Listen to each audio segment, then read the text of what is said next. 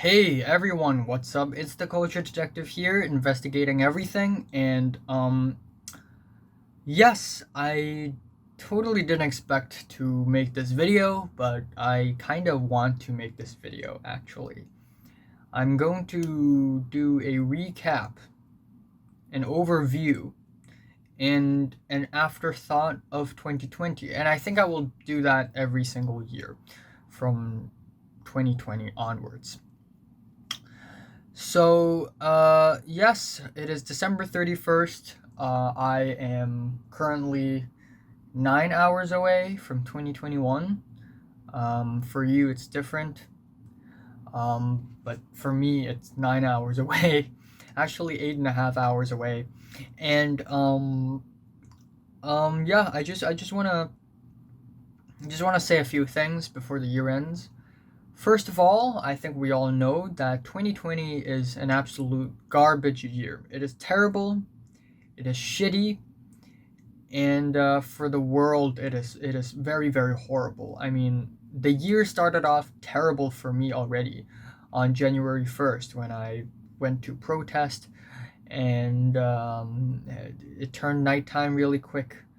I was stuck in a place. I and a few other people were stuck in a place, and then I lost my wallet. But for the world, a lot worse had happened, like the fires in Australia, killing thousands upon thousands, even millions of animals, and burning down houses. Also, the wildfires all over the world, basically. And of course, we got the one and only, the legendary, the notorious coronavirus, the COVID-19 virus. It started in the USA in March, but it actually started in Hong Kong and in East Asian countries in general in January. So my entire year is basically ruined. Um, oh my goodness.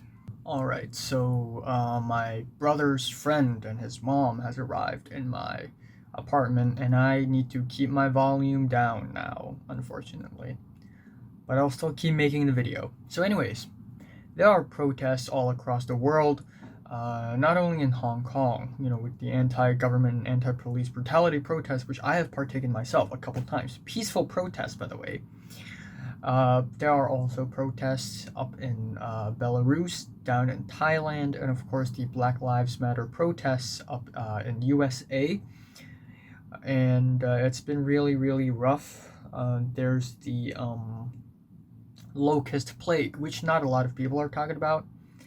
It sort of happened since the very beginning of 2020, and people are already panicking because the locusts, they had arrived in Africa, then they went to the Middle East, and then they begin to work their way to Southeast Asia, starting from Pakistan, which is actually South Asia, but it's working its way, and that's horrifying. I don't know where are the locusts right now, but holy shit.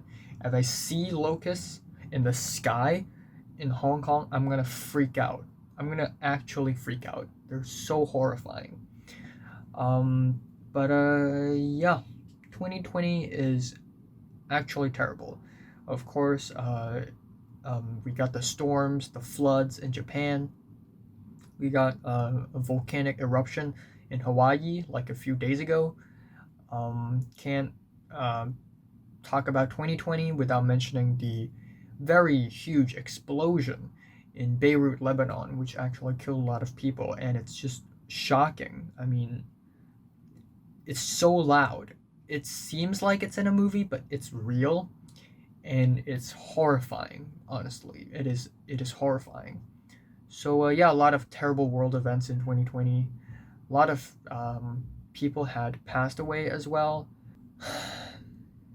Um, anyways, anyways, now that I've talked about the world events, let's talk about my own personal life in 2020. Um, to a lot of people, this may be the longest year of their lives, but to me, this is the shortest year of my life, and I don't mean it in a good way at all. It's very boring for the most part, and yeah, it's the year of the void. I'm gonna call this year the year of the void because there is nothing.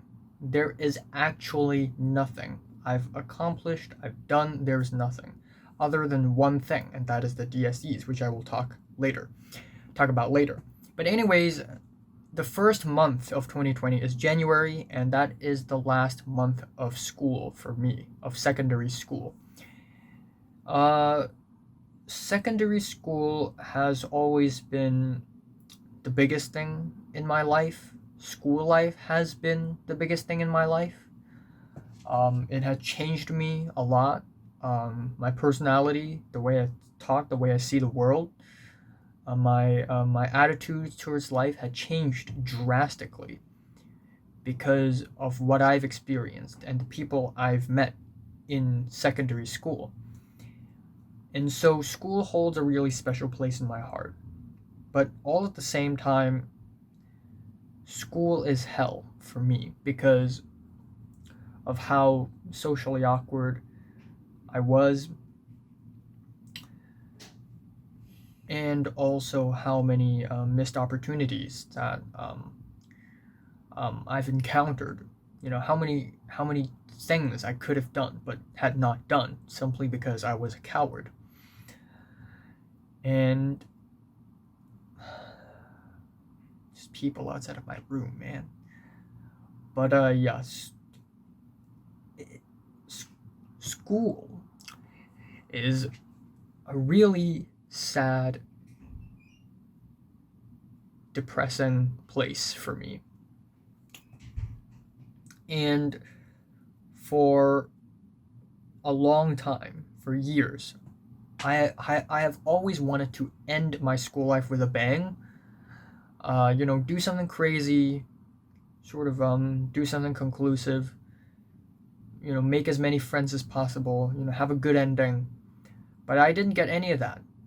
School just ended abruptly for me and for everyone else in Hong Kong because there's the Chinese New Year, and during the Chinese New Year, the coronavirus became an actual issue. So school just ended. It just ended. That's it.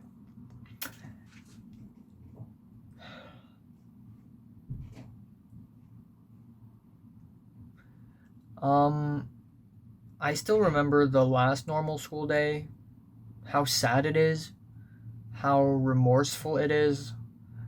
I just stood at the hallway, 7 stories tall, actually 6, and I looked at the ground and I just couldn't say anything. All there is are cold winter breezes just brushing against my face. There is nothing but remorse and pain and sort of misery. And I just felt really, really bad. But that's it for my last month of school. And from February to May, 4 months, February to May, we have the DSEs, which is the Hong Kong equivalent to the A levels. If you're studying in the UK, you know what an A levels is. It's a huge exam. It's super difficult. People are dying from it. Now we have DSEs, which is the Hong Kong version of it. It is extremely stressful, and it's a lot of pressure. Again, I thought I was going to lose my humanity when I take the DSEs because of how much I'm going to study. I'm going to be a robot. But actually, I remained a human throughout the whole DSEs. Maybe too human. Because from February to April, I didn't actually study all that much, which is a huge mistake on my part. Like long before the DSEs, back in 2019 September, people are already studying. Like half a year prior to the DSEs because it's just so important. Everyone's studying. The quiet, good girls are studying. The gossip girls are studying. The very athletic, naughty boys, they're also studying really hard. The nerdier boy gang, they are also really studying hard. Every single person in existence in Hong Kong are also studying for the DSEs, like 200 days prior. That's when you know how important this DSE is. It actually decides our fate. It decides our future. If we fail the DSEs, okay, we can't get into a good university and we can't get a good job. We're not going to be able to pay for our family and others. Not only that, but if we fail our DSEs, it's going to have a terrible look on us. We're not going to be able to walk on the streets with our faces disclosed because we're just so ashamed of ourselves. So the DSEs, it's important. It's huge. The pressure, it's on. The stress, it's on. And for some reason, I was just very affected by my very sad emotions, especially in February and March. I didn't study much, but of course, near the DSEs, I studied really, really hard. At one point, I studied 10 hours a day, and I gave my best. I could have done better, but I've given my best, and it's okay. I didn't do that greatly, nor did I did that poorly. It's just within expectations. I slept so little during the DSEs. Maybe it's because of the stress. I slept for like 4 hours a day. There's that one time I only slept for 2 hours. And on the next day, I still felt really alive for some reason. But there you go, the DSEs. The DSEs ended on May 11th, which is one of the most memorable days of the year because it felt unreal. All 18 years of my life has been building up to the DSEs. The sole purpose of my existence is to take this exam. Everything has been building up to this. Now the exam is over. What am I going to do? I don't know. I have lost all purpose. I have lost all meaning. There's nothing for me. So after the DSEs, we have the empty void where there is nothing. And at first, time seemed to slow down because I'm transitioning to a new lifestyle, the nothing lifestyle, where I don't have to wake up super early every day to go to school. I don't know what to do. I'm at my home all the time. I'm stuck all the time. I'm super bored all the time. And it's the empty void. But very soon, I kind of have adapted to this new lifestyle of nothingness. And time had accelerated again for me. At around July, I actually worked for my mom's company as a bit of an intern, but because of the third wave of the corona in Hong Kong, my intern job cut short, but I still went to the job quite a bit and communicated, socialized with a few strangers, and sort of strengthened my social skills, which is really nice. But that went over quickly, and also in that period of time, I had hung out with a few of my former classmates a couple times, which is not that many in comparison with other people, but it's already good enough because I don't have that many friends. I'm always alone. I am always socially awkward and socially incapable. So I'm already really grateful for the very few times that I'm able to actually see people in real life that I actually want to speak to and interact with. Moving on from the empty void, we have September to December, which is online college. So there goes my new life as a college student, but completely online, as the college that I'm studying in right now is on an entire different continent. I'm in Hong Kong right now. I'm a Hong Konger, and the college that I'm studying in is in Los Angeles. And I'm going to be honest here, online college, it's not that stressful. Nowhere near as stressful as secondary school. Maybe it's because I didn't take that many classes, but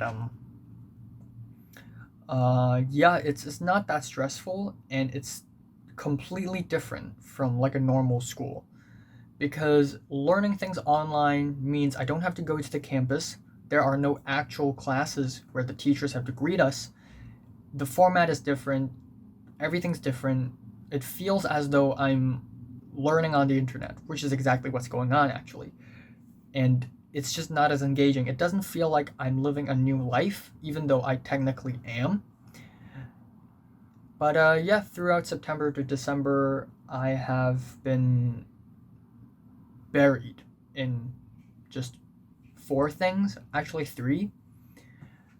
Online college, my short film, and me trying to grow taller and gain weight. First of all, there is the me trying to grow taller and gain weight because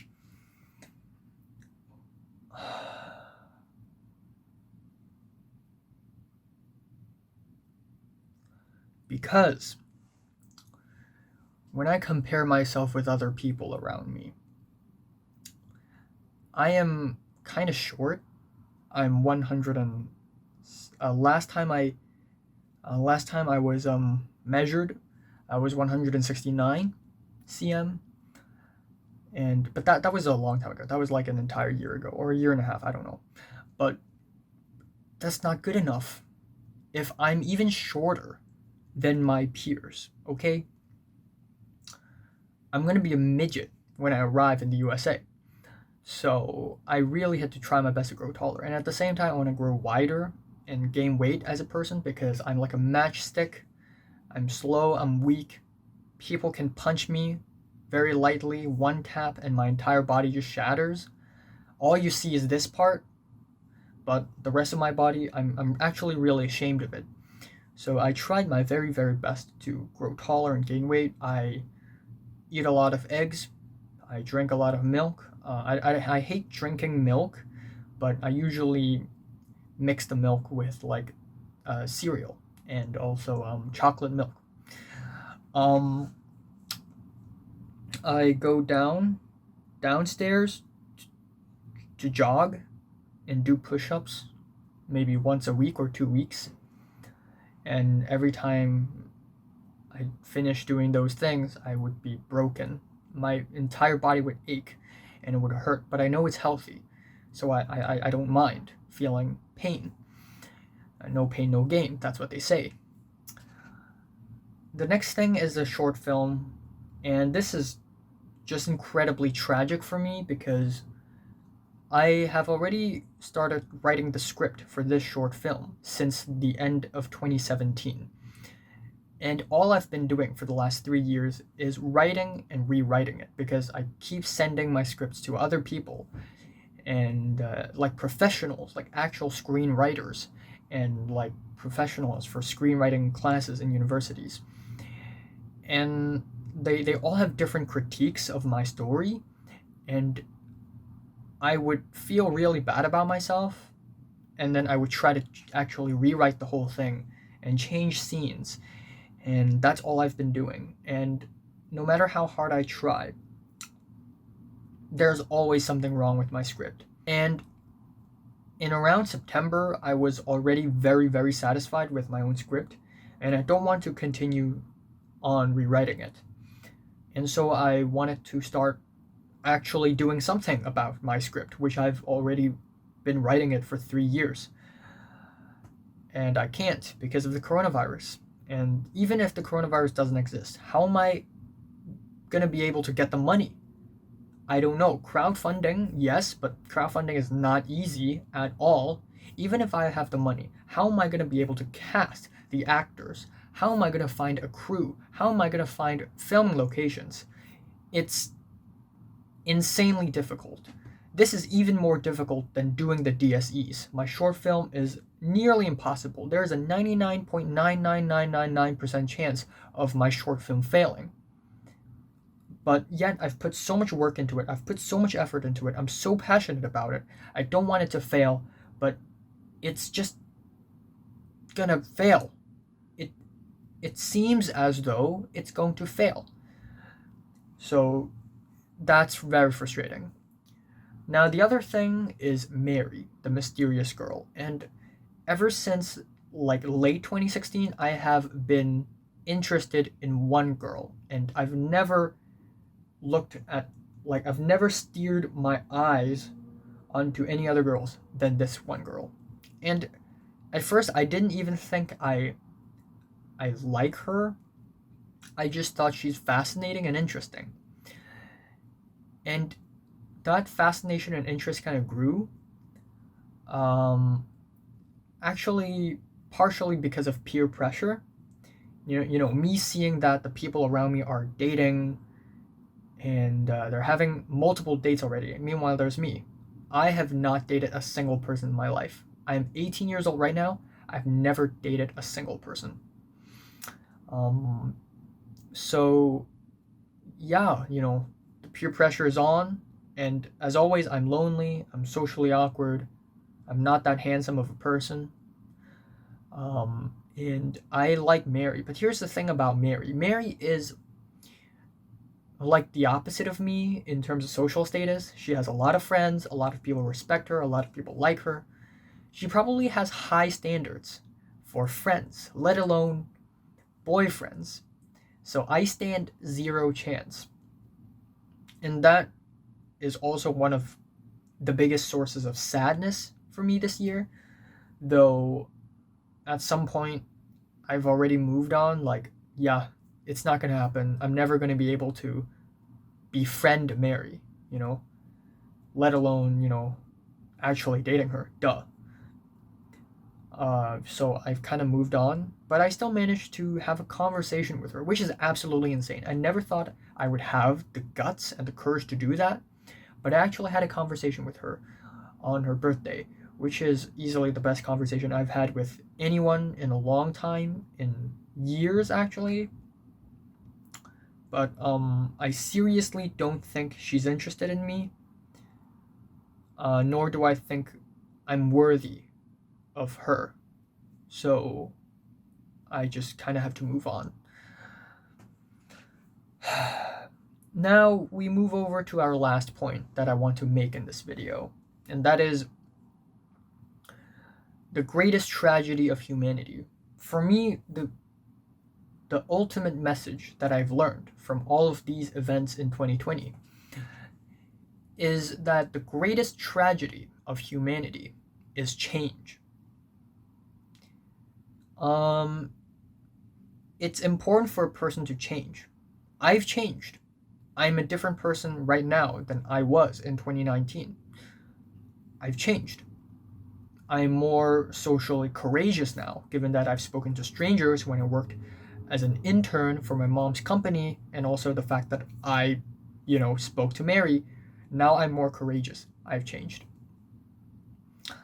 I have become more direct and aggressive of a person after, going to online college alone with no one around me.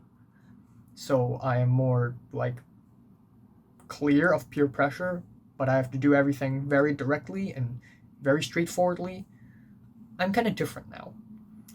And that is good, but that is also kind of sad because a part of me misses the past. Actually, a big part of me misses the past. And maybe the fact that I've changed means that some good traits about me, some good personality traits that I used to have, are gone. And in a sense, that is incredibly sad. That is, that actually kind of brings me to tears. And that doesn't only apply to me, that applies to everyone else around me. Natalie, for example, she's the prime example of change. She is totally different now. The first time I met her, she is a horrifying, very smart, clever, unpredictable girl who is very chaotic, very psychotic. She's insane. She was insane. I mean, she would run around the classroom holding a pair of scissors or a box cutter, chasing after people. She was extremely violent. She's like a little demon girl. She's extremely unpredictable, and a lot of people were really, really afraid of her. And that's what made her so special for me. And her thoughts are very complicated. She had like theories and she's kind of crazy, but that's what makes her special. That's why being her friend in Form 2 was such a rewarding experience for me, even though it ended really horribly. But But after years, I've noticed that she had changed drastically. I know it's kind of callous for me to say this, but her past self is pretty much dead. She is now a really realistic person who is kinder, still kind of smart, sure, but she's not the unpredictable demon girl that she was. She's a professional businesswoman. She does everything on her own.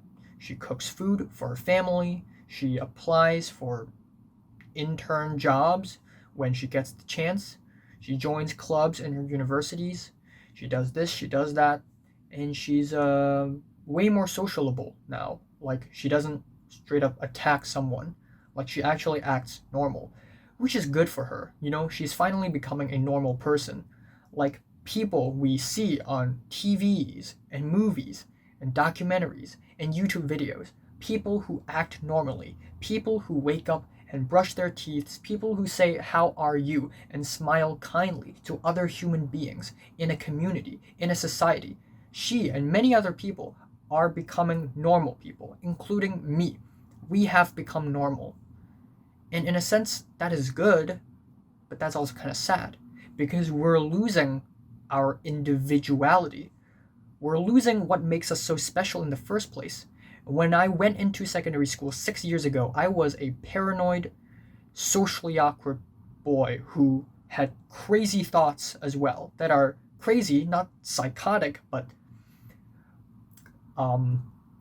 the opposite of 8th grade syndrome, the anti 8th grade syndrome. Let's just say that. But now I'm really realistic. I don't have these crazy thoughts anymore. I don't make up crazy conspiracy theories anymore.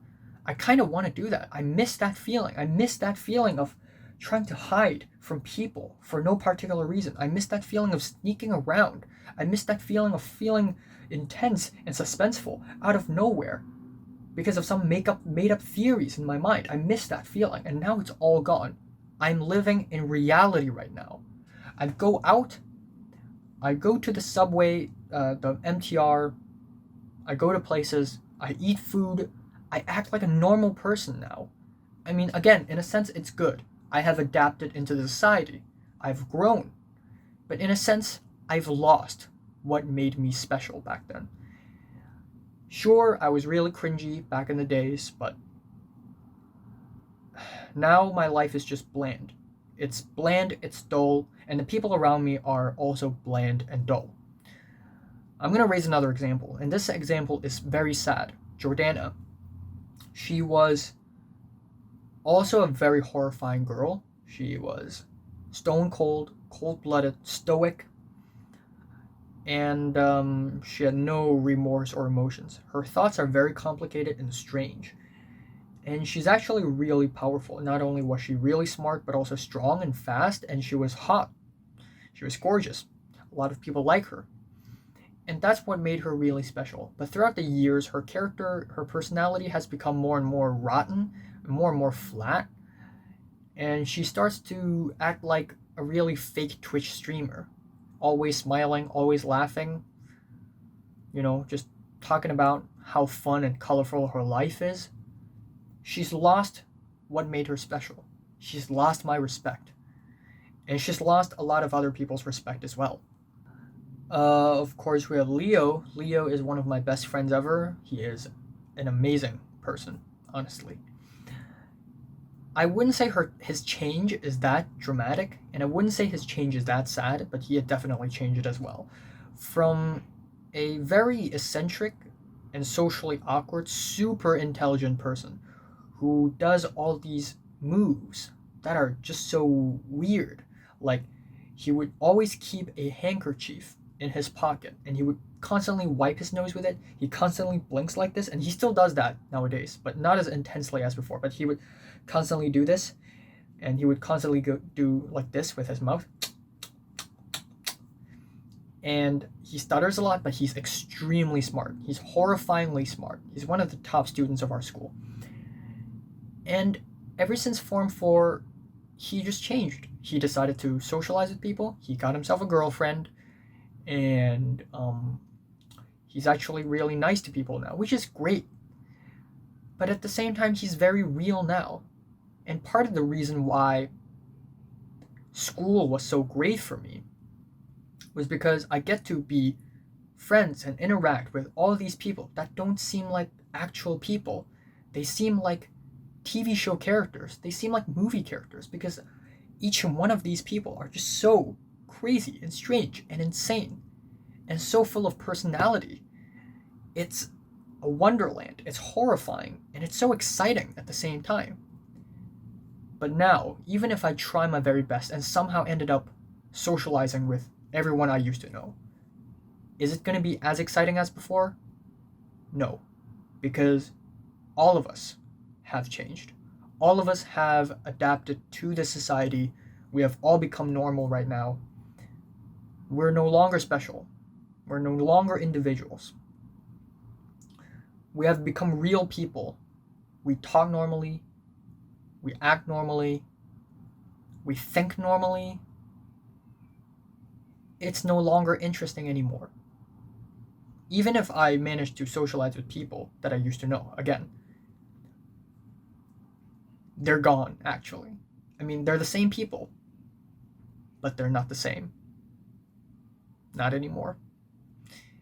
Their past selves have disappeared. They're faded away. They have vanished. Just like ashes in the sky. Just blown away by the wind. And that is sad. Yes. But yeah, I'm going to wrap up the video right here. I want to thank everyone who has been with me this year. And I want to thank Leo, Pink, Natalie, and Cedric, and Grant, and Zara for being such great friends. I want to thank people, I guess. Yeah, here you go. 2020 in a nutshell. Also, if you're curious about like recaps of previous years, like 2019, 18, and 17, and 16, and so on and so forth, watch my school recap videos, because back in the days, school life is basically 95% of my entire life. I don't have a life outside of school. So if you want to know what happened to me, summarized and recapped in previous years, go watch my school recap videos. Thanks for watching. Subscribe if you want more.